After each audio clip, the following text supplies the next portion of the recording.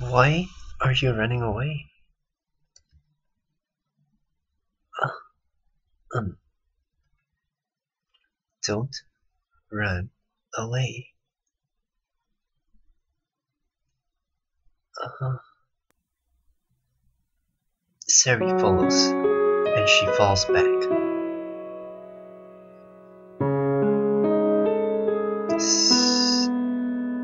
Sari follows, and she falls back again. All of a sudden, Fusa finds herself backed against the wall.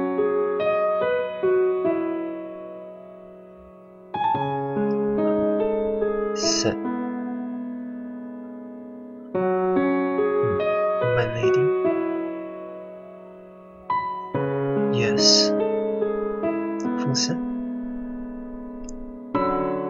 Your tea. It's going to get cold. The words slipped out of her mouth without much thought, but it seems a convincing argument to her anyway. I'll just have you pour me another cup later, won't I? But Sari isn't deterred in the least. Hey, what was that just now all about?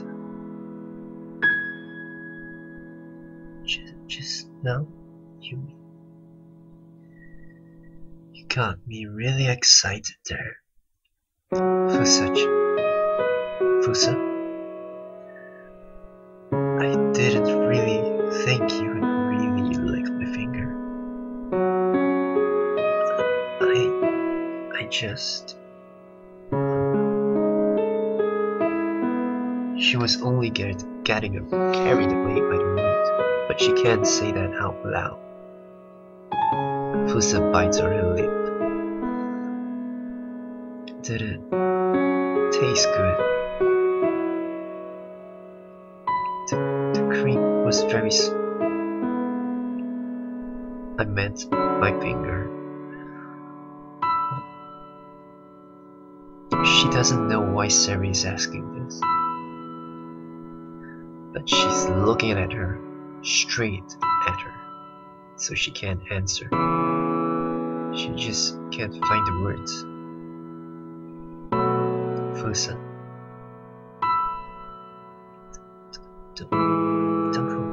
don't call me like that. You don't like it? It's not like that. Fusa? How? Fusa.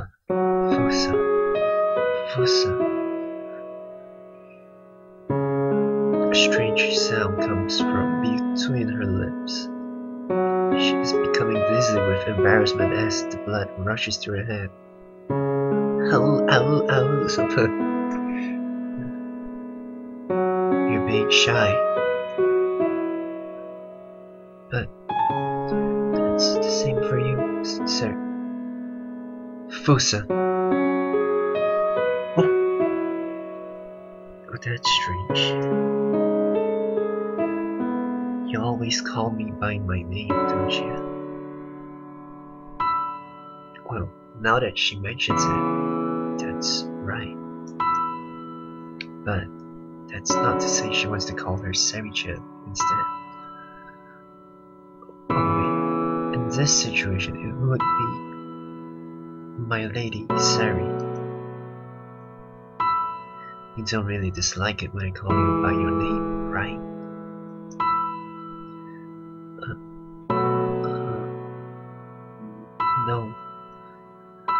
No. Then let me call you like that for a while longer, okay? Okay. This is why she can't figure her out. When it really matters, she would suddenly take a step back, leaving Fusa no other choice but to say that it's not like that or that it's okay. And that means she ends up agreeing after all. So from then on, she has no choice but to obey.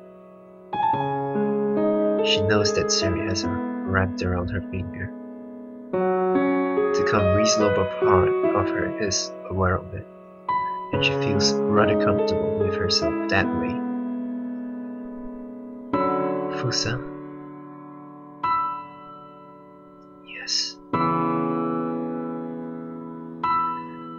You're very cute when you're shy, Fusa. Huh? What are you saying?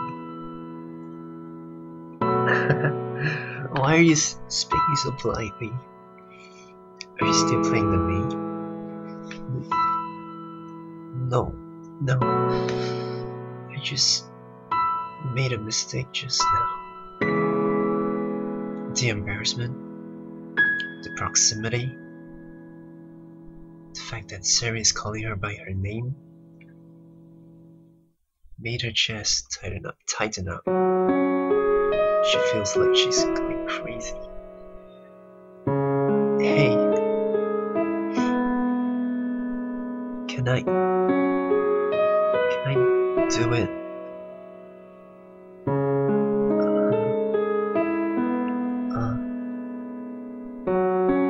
Seri is looking at Fusa's lips. Fusa immediately realizes what she wants, but she can't come up with an answer right away. In that case, this is an order from your mistress. Fusa, close your eyes and wait. That's easy for you to say. Fusa. Seri takes Fusa's hands and whispers that she will let go. All you have to do is close your eyes, only for a little while. Okay? The voice sounds close by her ear. The voice reverberates through her body and makes her feel hot. She feels anxious, as if she's forcibly being taken along. There's a slightly sadistic touch to Seri's behavior.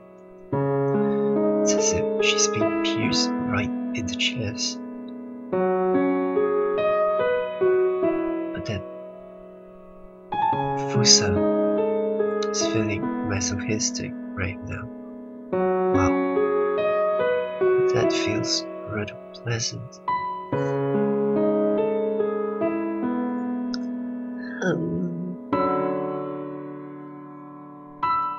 In the end, Fusa closes her eyes, going along with the flow like before. This is no good. I just don't understand. In her head, there's a rush of objections from another self, from shyness, from common sense. But she tries to think what she should do instead. But then 1, 2, 3 seconds pass, and she gives up on the basis that she won't make it in time. Her anxiety is replaced by a faint expectation.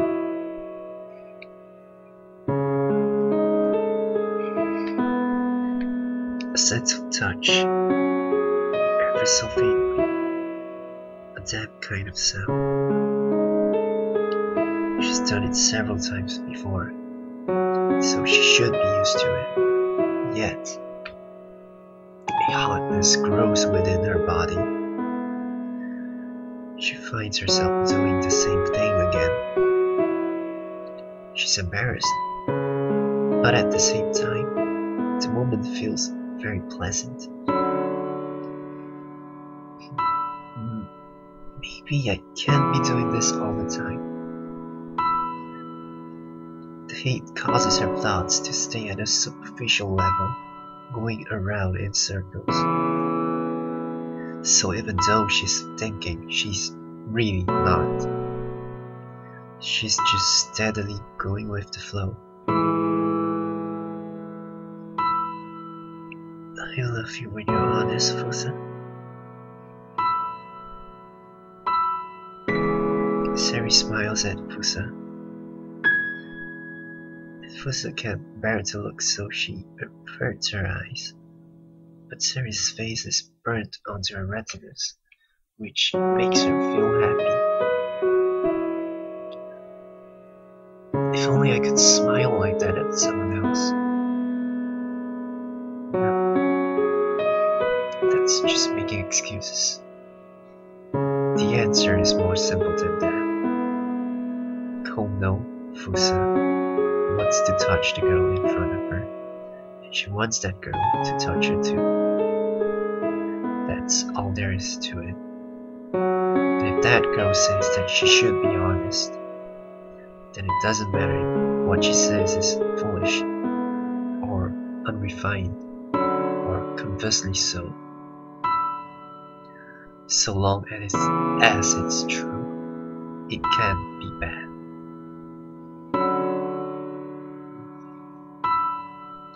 Fusa inclines her head and kisses Sari back.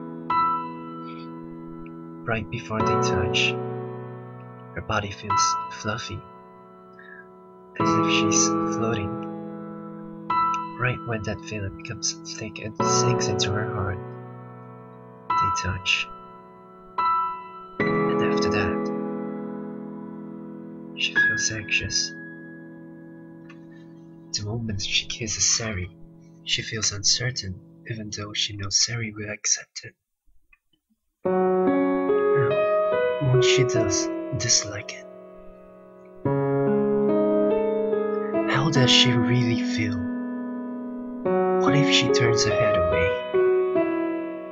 What if her own body, her memories, feel uncomfortable? Does she like it at all?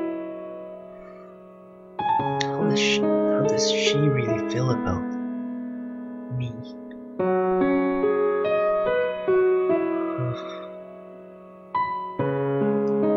Sari closes her eyes and accepts the kiss. Now that she can feel the touch on her lips, Fusa finally feels at ease.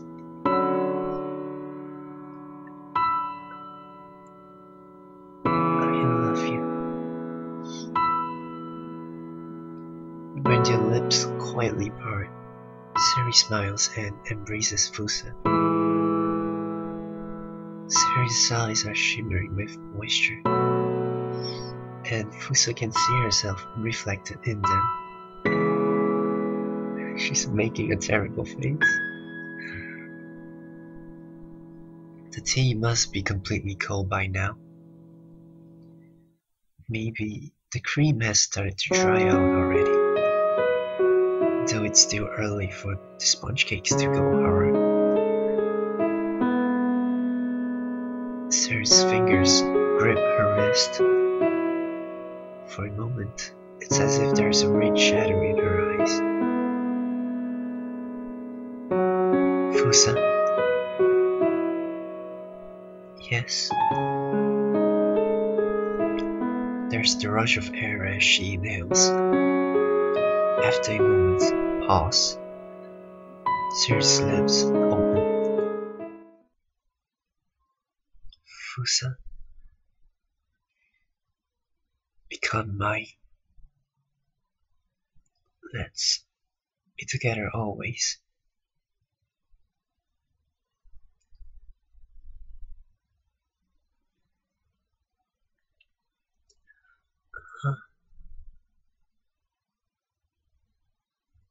It's as if time has come to a standstill. All colors fades from the wall. Fusa wonders what Sari is talking about. Even after the moment passes, Sari's simple statement keeps echoing in her ears, over and over.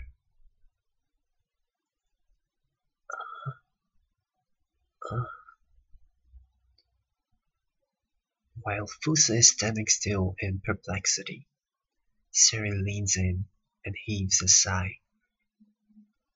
With that soft breath, she adds that that's not it. Tomorrow too? Since she added it later, Fusa didn't think it was part of the same meaning. Her gaze moves left and right, and the words stop there.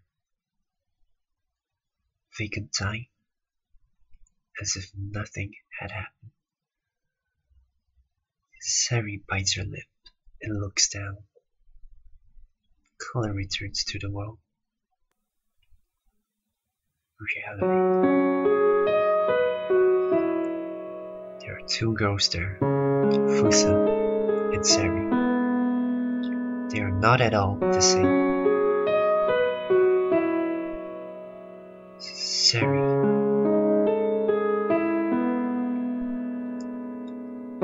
Hold still. With those words, Sari kneels down. What should I do? There is a tense feeling in Fusa's chest, but it's different than before. She's feeling an uncertain kind of tension now. She thinks that she has to reach out to Sari right now. But before that, there's something she has to say. The first words she should say. Fusa bites her lip, unable to find what that thing is.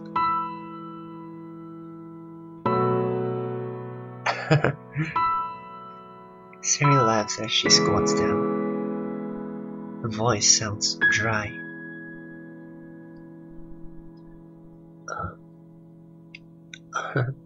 I'm sorry, making you do such stupid things, making you wear those weird clothes.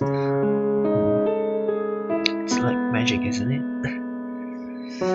Yes, this is a strange mood. She mutters to herself, looking up at Fusa. But I sure wish I was really your mistress, Fusa-chan. What do you say? If I was... No. Never mind. Thank you for going along with me. It sure was... Their eyes meet. Fusa's bewilderment and unease meets Sari's level, clear gaze. Fusa, become mine. Let's be together always.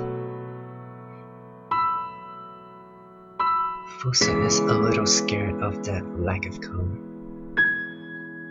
It's as if she found a spring in the forest that nobody knows about. The tranquility and purity which exists because nobody knows and never has known would surely reject a person. It's a forbidden place, found on an exploration by going where nobody should go. I'm sorry. Sari smiles.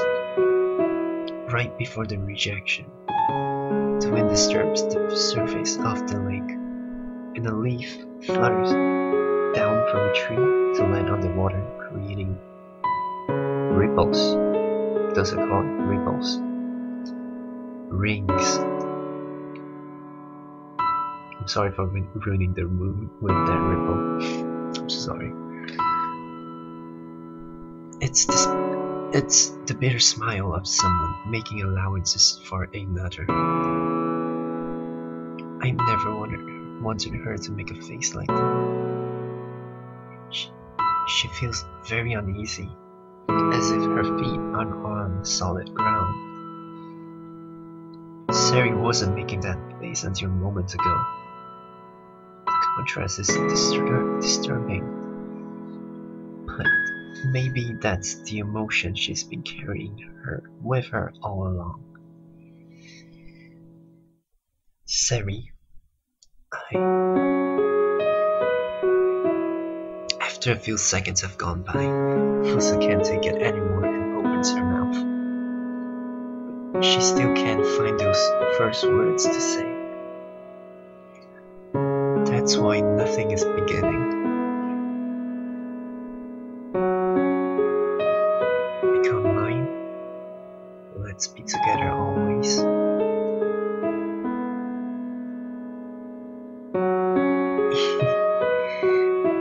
Sorry about that. About making trouble.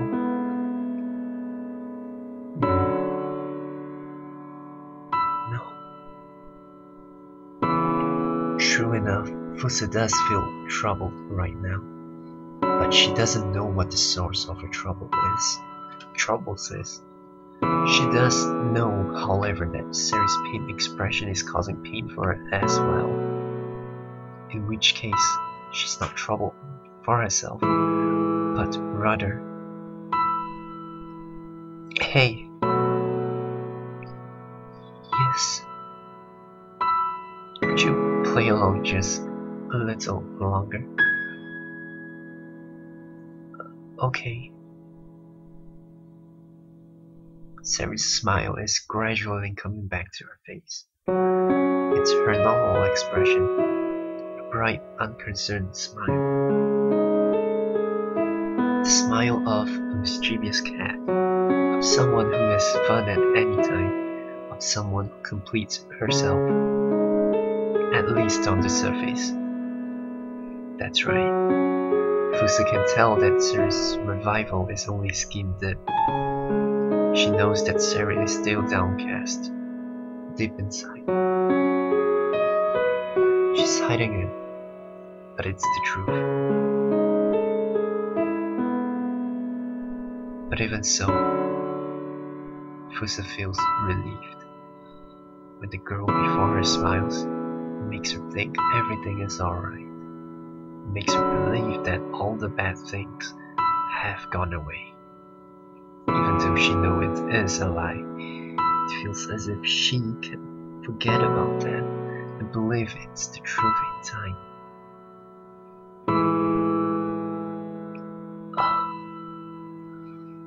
That's not good. At this rate, I'll just do the same thing again. This time, her denial is of a different nature altogether. Again, she remembers that instant and pursues it.